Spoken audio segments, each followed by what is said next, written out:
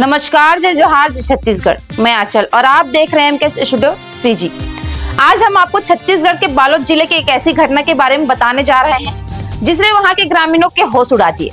एक किसान के खेत में 10 फीट लंबा रेट स्नेक ट्यूबवेल के बोर में घुसता दिखा, जिसे देखकर लोग सहम गए।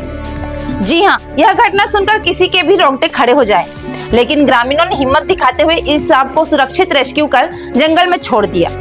आइए इस पूरी घटना को विस्तार से जानते हैं। छत्तीसगढ़ के बालोद जिले के गुरु ब्लॉक के ग्राम धनापुरी की है। यहाँ किसान प्रहलाद यादव अपने खेत में काम कर रहे थे, तभी उनकी नजर ट्यूबवेल के बोर में पड़ी, जहाँ एक 10 फीट लंबा रेड स्नेक घुस रहा था। सांप को देखकर प्रहलाद के हाथ पांव फूल गए। उन्होंने तुरंत आसपास के ग्रामीणों को इसकी सूचना दी।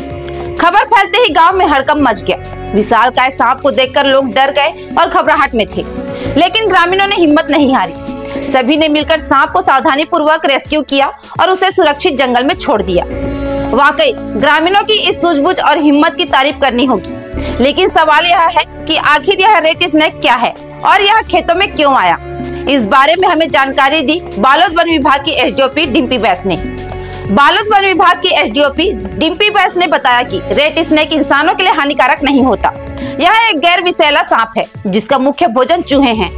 चूहे की तलाश में यह सांप अक्सर खेतों, बस्तियां या ट्यूबवेल जैसे स्थानों पर देखा जाता है।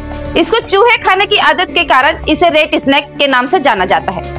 डिम्पी बैस ने यह भी बताया कि यह सांप पर्यावरण के लिए लाभकारी है, क्योंकि यह चूहों की आबादी को नियंत्रण करता है जो फसलों को नुकसान पहुंचाते हैं। जी हाँ, यह तो प्रकृति का अपना संतुलन है, लेकिन इस सांप के बारे में और भी रोचक जानकारी सामने आई है। बालोद के सर्प मित्र जग्गू ढीमर ने बताया कि छत्तीसगढ़ में रेड स्नेक को स्थानीय भाषा में असोड़िया, धामन या धामना के नाम से जाना जाता है। इसकी औसत आयु 10 से 15 वर्ष होती है। धनापुरी में मिला यह सांप करीब 10 साल का रहा होगा, जैसा कि इसके आकार और बनावट के अनुमान लगाया गया।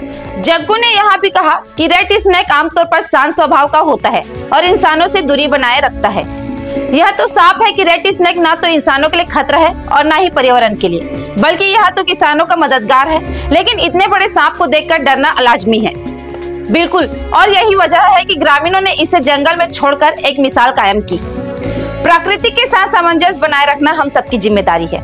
इस स्पेशल स्टोरी के साथ हम आज के लिए विदा लेते हैं। हम फिर मिलते हैं एक नई खबर के साथ। नमस्ते।